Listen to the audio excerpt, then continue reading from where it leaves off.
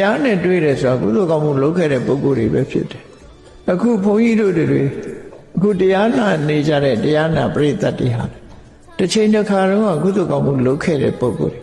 ကုသိုလ်နဲ့အလှမ်းဝေးတဲ့ပုဂ္ဂိုလ်ဆိုရင်တရားပွဲနာတော့လာမှာမဟုတ်ဘူးဒါသိကြတယ်နော်တရားနာဖို့စိတ်ကူးတော့ရမှာမဟုတ်ဘူးစတိတ်ရှိုးတို့ဘာတို့ပဲသွားကြမှာအဲ့ဒါလို့ဝါဒနာကိုမပါဘူးအဲ့ဒါလို့ခုလိုဝါဒနာပါဖို့ဆိုတဲ့ဒီနှလုံးသွင်းအစ္ဆတရားရရှိလာတာအတိတ်ဘဝနဲ့ဆက်သွယ်လာတယ်လို့ဆိုတယ်ပြီးတော့တရားကိုနာယူနိုင်တဲ့အသိပညာရှိဖို့ဆိုတာလေတာမန်နဲ့မရဘူးတရားပွဲမှာလည်းပဲရည်ကြရီပြောပြီးတော့တသောသောရည်ရမှကျင့်တဲ့တရားမျိုးပဲသွားမှာပဲနော်အခုလိုတရား6ဆိုတာဘယ်သူမှမနာတရား6ဆိုတာအာယုဆိုင်ပြီးတော့နားထောင်ရတယ်နားလဲအောင်နားထောင်ရတယ်ရည်ကြလည်းမပါဘူးမောစရာလည်းမပါဘူး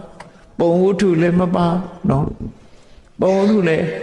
အမှန်တမ်းနေပြီးသဘာဝတရားတွေကိုပဲပြောတာဆိုတဲ့တရားပွဲကြတော့ရှေးကတရား6လို့ခေါ်တယ်နော်အဲ့တော့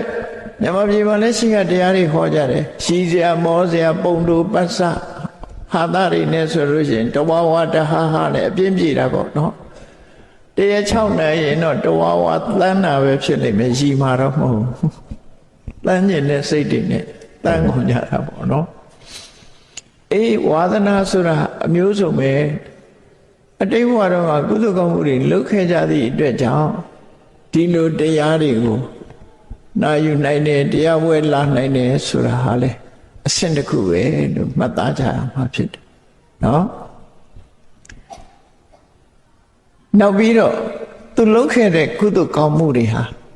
ဝိဝတ္တုပနေတယကုသိုလ်လို့ဝိဝတ္တဥပနေတယကုသိုလ်ဝိကိယနိဗ္ဗာန်ကိုရည်တန်ပြီးတော့လုပ်ခဲ့တဲ့ကုသိုလ်ကောင်းမှုမျိုး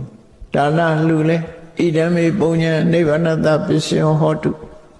သီလဆောက်တည်လဲဣဒံမေသီလံနိဗ္ဗာနတပစ္စယောဟောတုဆို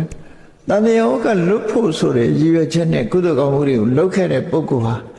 လွတ်ရလွတ်ကြောင်းလမ်းကြောင်းမော့ကိုရောက်လာတတ်တယ်ပေါ့ပါရမီမပြည့်သေးဘူးဆိုလို့ရှိရင်တော့ကိုယ်အသိဉာဏ်ကရင့်နေမှရင့်